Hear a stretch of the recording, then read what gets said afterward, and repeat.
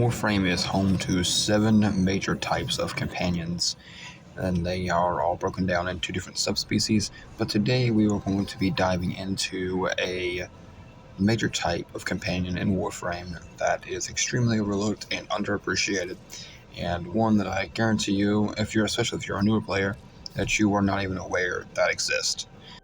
Welcome back to the channel, guys. I'm your host, Vault Zero, and today we're going to be diving into one of the most underappreciated companions in all of Warframe. To do this, we will be heading first to Deimos, because this is a type of companion introduced in the Heart of Deimos expansion.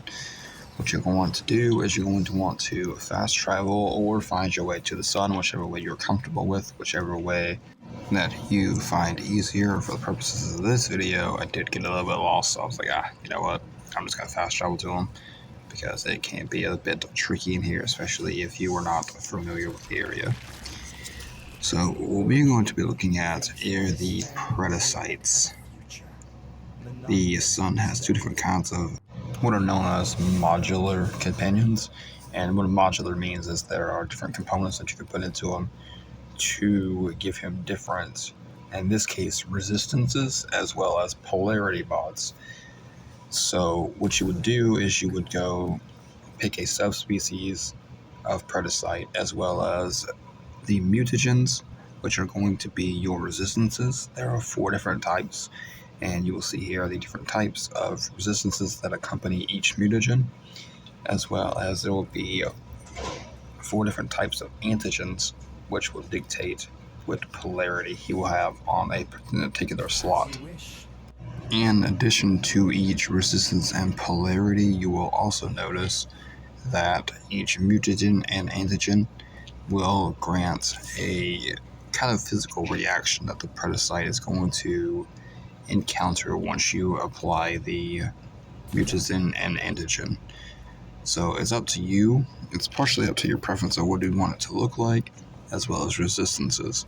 Do know that once they are gilded, which you can do once they reach level 30, that you can breed them together and breed them up to a point where you can create Predasites that have max resistances to all elements, as well as having a variety of polarity slots. You're going to find pretty much everything you need in his wares, and you'll get this by ranking up the standing of the Uncharted family and Heart of Deimos. This isn't too terribly hard. I plan on actually making a guide video to increase your standing the fastest way possible. Unfortunately, due to the volatile nature of Deimos, it's one of the only open worlds that you're going to go into that you're not going to be able to do conservation to gain standing, and that's kind of unfortunate, because since you're working with the sun so much, you're going to want those tags, you're going to be doing some conservation. It would really make it easier if you could get standing while you do it, not 2 birds at 1 stone. He does have some really good bonds, such as the duplex bond as well as the infectious bond. I myself am working towards both of those, just trying to decide which one I like better. The volatile parasite is also a very good bond. It is exclusive to the Predasite, and you will see also that he has an exclusive bond, or not bond, but mod for the Volpopila as well. This video isn't so much about the Volpopila, as they are not really underappreciated. They're actually quite overused, and understandably so. The Panzer Volpopila is universally known as one of the best companions you can get in the game. But the Predasites, on the other hand, are not really shown the same level of respect or versatility, and I aim to change that.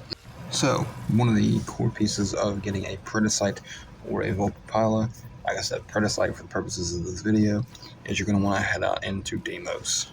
And assuming you haven't done any conservation before, we'll just say you need to make sure that you have purchased a tranquilizer rifle from either the Sun in Deimos or from the business in Orvalis, or Fortuna more specifically.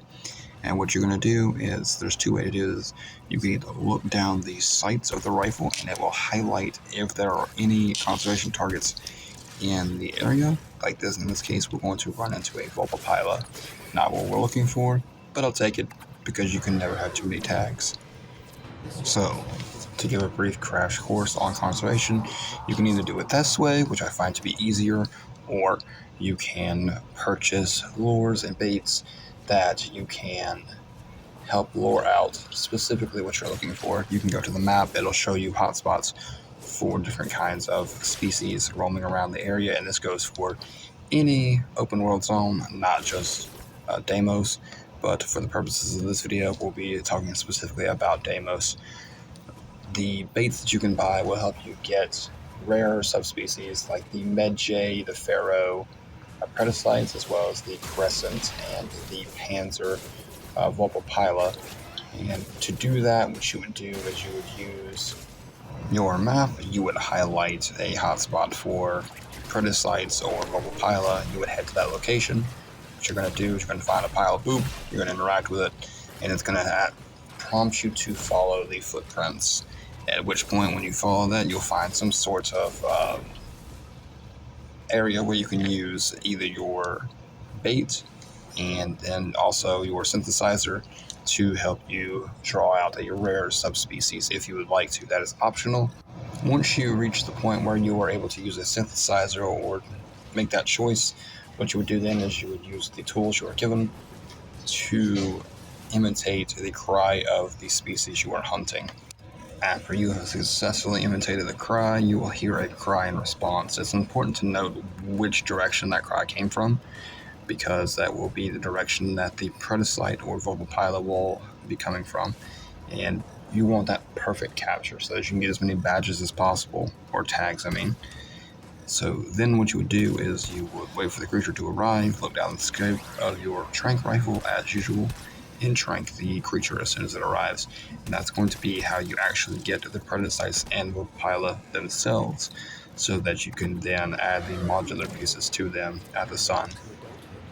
Here, we still haven't found a Predasite, but I did decide to trank this Cyrolix because I highly advise that when you're out looking for your Predasites and your local pilot, whatever you're looking for, that you do trank whatever wildlife you run into so that you can get those tags, because those tags can then be turned in for either floofs, which I don't know, you may or may not be interested in collecting, but more importantly, you can get tokens or the sun coins, and they are worth quite a bit. They are the second most valuable coins in all of Deimos. They're going to net you 500 standing with the Uncharted family for every coin that you turn in. So they're definitely worth, and I think that's the makeup sense that conservation doesn't hit you with standing like it does in the other Cetus and Old Vallis. Like I said, they're definitely worth farming, and I highly advise you do them.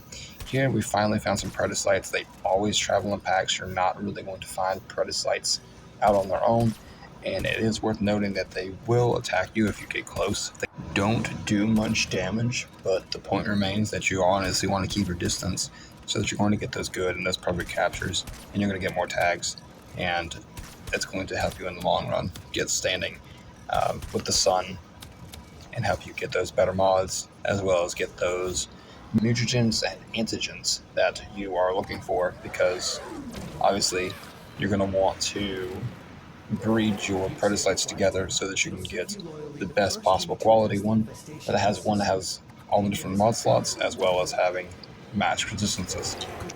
Moving on from there, we're going to collect our Predasites here, and we're going to run back to the sun real quick because I do want to do a brief overview of the Gilding System. I'm sure you guys are probably already aware of what it entails, but in case you are not, the Gilding System for anything modular, be it Predasites, Volpapila, Resolves, kit guns, all the same. What it is basically is it allows you to customize their color like you would a Kubro or Kavat or anything else, as well as it, more importantly, serves as the form of function for these companions. Additionally, I would like to take a moment to just say, if you guys have made it this far, I really appreciate you guys for watching.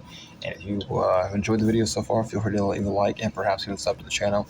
We would love to have you guys here. I make daily Warframe content. Alrighty, moving on from there. So to guild them, you're going to go down to experimental procedures, and you're going to see a renaming option, a release option. You don't want either one of those. You're going to hit guild. It's going to cost you 10 sun tokens. Another reason why you're going to want those tokens, as well as 500 Andrade standing. Not a whole lot, pretty easy to get. The tokens can be a pain unless you are farming conservation. There are other ways to get them. You can get them from the grandmother, um, but even that's going to take some work. Now that we are back home on the orbiter, we're going to take a peek at each mod that comes with each Predasite. Once you create your Predasite, you will get these mods automatically, so there's no need to farm for them. Here we are in the companion section, and that is where you will find your mods, of course. We're going to look first at the acidic spittle, and this is going to be with the Vizier. Acidic spittle is going to cause every 5 seconds a spit of acidic tar on an enemy within 30 meters, blinding it for 12 seconds, and dealing 120 corrosive damage. Very good, I like it a lot. We're also going to see the Spore ability that comes with the Predasite. It is the Itriac Mycelium, and it's going to release a trail of spores every 8 seconds that heal companions and its allies for 300 health over the course of 5 seconds. And you will need to be in the vicinity of the Predasite for this to happen. Each Predasite has their own spore ability, which I think is really cool. Moving on from there, we have the Pharaoh Predasite, and his ability is going to be called Anabolic Pollination, which releases a cloud of spores that persists for 10 seconds, increasing toxin damage dealt by 100% for 15 seconds. Very nice if you're running a toxic type build. His secondary ability is going to be called Endoparasitic Vector, and it's going to be transmitting an endoparasite to an enemy within 30 meters. Tentacles are going to swarm from it, clinging to the enemies within 10 meters, slowing them, and then it's going to also deal 20 viral damage per second over 5 seconds. So it's going to be about 100 viral damage.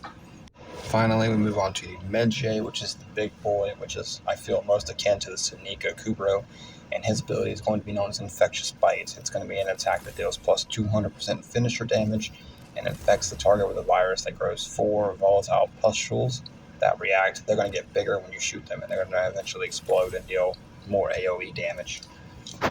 His secondary ability is known as Paralytic Spores, in which he's going to charge an enemy within 30 meters, dealing 160 damage and releasing spores into the air within 15 meters that are going to be allowing the enemies to be opened up to melee finishers and slowing them by 50% for 10 seconds.